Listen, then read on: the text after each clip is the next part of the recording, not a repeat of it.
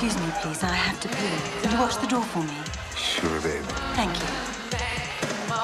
Hey, don't be a creep and peek, okay?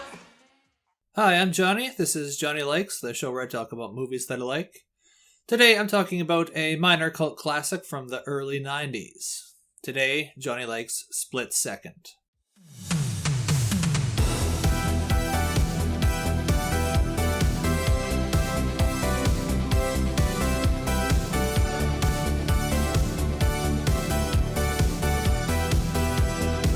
You tell him, Johnny. You tell the world. Split Second is a sci-fi action film starring Rutger Hauer as Harley Stone, a troubled detective who is trying to find who or what is killing people in future London. Split Second came out in 1992, and I only saw it for the first time a few years ago. I somehow never rented it or saw it as a kid on TV, even though on paper it is right up my alley. And I feel I would have liked it more had I had a bit of a nostalgic connection with it. With that said, I still enjoyed the film overall. It does press a bunch of nostalgia buttons for me, even though I didn't see it in my formative years. Sometimes I want a trope-filled action movie from like the 80s or 90s. And I've seen most of, if not all of, the kind of A-list movies from the time. And so now, if I want to scratch that itch, I have to watch B-level guys. I actually watched this one initially because my girlfriend heard that I'd never seen it, and she scoffed at me. Normally, I'm the one who's incredulous that she hasn't seen something, so that was a nice little change of pace. This most recent watch was due to a request in the comments, so here we are. I like this film. I don't love this film, though. Rutger Hauer's character is unlikable.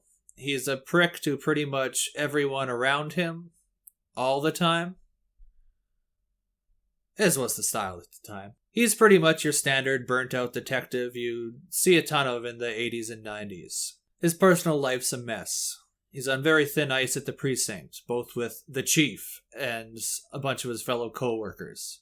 He plays fast and loose with the rules. He's an alcoholic. He's recovering here. His diet consists of donuts, coffee, and tobacco. And he just can't seem to stop investigating that one case that still haunts him. Pretty standard stuff, been done to death. I did enjoy going through the motions, as it was so familiar. It's a very similar experience to hearing a generic classic rock song for the first time. It's nothing really new, but you like the aesthetic and the style, so you'll listen along and go, how have I never heard this one before? I would have loved this when I was a kid. Well, it's kind of the same thing with this movie for me. I liked Alistair Duncan in this. He plays Dick Durkins, who is Hauer's partner in this. Oxford. Yes. Sorry. Any time. I got the feeling watching this that he was like a known guy in the UK and just unknown to the rest of the world. Turns out, not so much. I just kind of got movie star vibes from him. He has gone on to become quite an accomplished voice actor in the last 15 to 20 years, so good for him. I thought he was better than average here. He seems to have a natural comedic side. I found that he kept the tone just a little bit off-kilter whenever he was with Hauer on screen, as Hauer is always just deadly serious. And it gave the film a little bit of an edge. I couldn't believe my eyes when I saw Kim Cattrall on screen for the first time, as I'm a big Star Trek fan and immediately recognized that, that's made me laugh for a couple of reasons. First, I always thought that was a wig. And second, that they didn't change her hairstyle whatsoever. So she's in Star Trek VI, The Undiscovered Country, and she must have either shot this one during downtime for that one or immediately after. I always like seeing Cattrall, and this was no exception. She doesn't get too much screen time, but she still makes an impression. There's a few decent scenes in this and some funny things that do happen.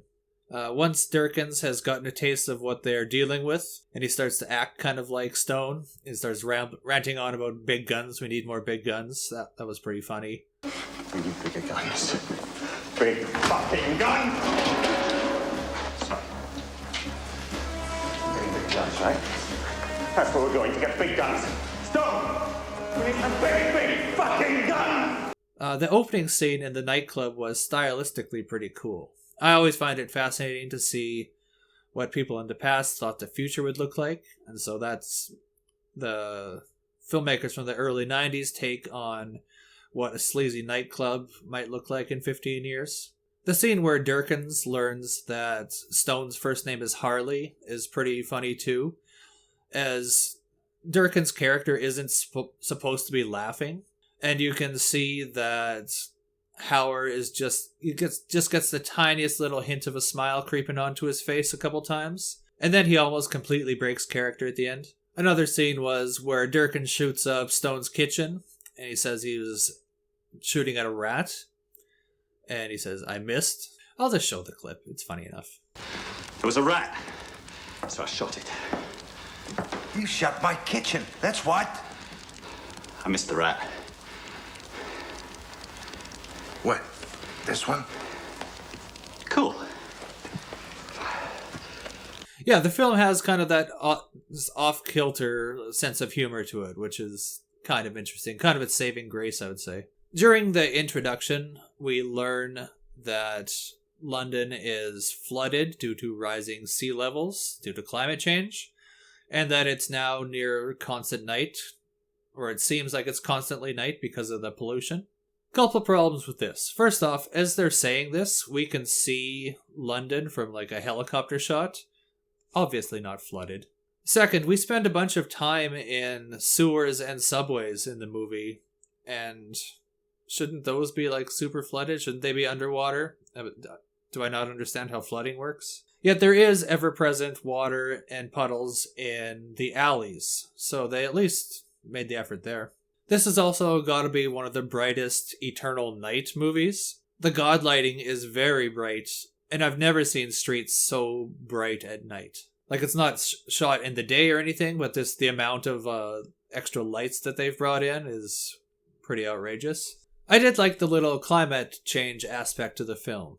It's almost as if people were able to predict the future, and that there may be unintended consequences for the way that we're living as a society. And also that a nice little touch was they had the United States vetoing a UN climate change bill, which made me laugh, a little bit on point. The other interesting thing about the film is that it is British. It was shot in Britain, and much of the cast and crew is British. It's such a typical Hollywood movie on paper, and then you filter it through the British film industry, and it just makes everything look and feel just a little bit different, as British films don't look or feel the same as American films, or Canadian films, or French films. Minor spoiler here coming up, but I wish that we would have seen a bit more of the creature. Yes, there's a creature, and you assume from the poster that there's a monster, but it also could be about time travel, because it is called Split Second. And I know that it's best to kind of leave monster stuff to the imagination and just show little bits, but we only see the monster here at the very end. I would have liked to have seen a little bit more hints of it earlier on in the film. And I get that maybe the monster costume didn't turn out the way they wanted it to, and it was probably for the best to just have a couple of brief shots. Nevertheless, would have liked a little bit more to work with in my head. Moving on. It's not scary. The action isn't all that good. We barely get a monster. There isn't all that much in terms of special effects. Our main character is thoroughly unlikable, but we do get Rutger Hauer and Alistair Duncan, and they have excellent chemistry together, and they know what the roles call for. The look of the film overall is fairly original, with the flooding of London and the interesting lighting, and the whole tone of the film is just a little bit off in a good way. I'm going to rate this movie a 3 out of 5. If you're a fan of 80s and 90s action movies filled with cliches, and you've never seen this, I would recommend giving it a shot. If you don't like those kind of movies, you might want to skip this one. Some other cheesy action stuff from around the time to check out, I would say Lionheart. Scott Van Damme fighting people. It's not his best work, not his worst work. Marked for Death.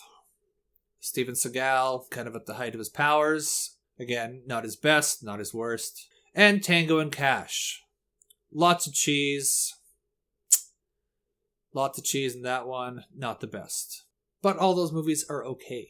Much like this one. So what's some good B-level action from the late 80s or early 90s? And what do you guys want to hear me talk about? Let me know in the comments, and if you could do me a favor and like and subscribe. It's quick, free, and relatively painless, plus it really helps me out. Thanks for watching me talk about movies for a little while, and you can tune in next time to see what else Johnny likes. Put out an APB on some fucking guy who looks like the devil, answers to the name of Lucifer. Yeah, and you. I suppose he's got 2 fucking horns sticking out of his head. Yeah, a long fucking tail. Fucking out of the way with you. Jesus Christ.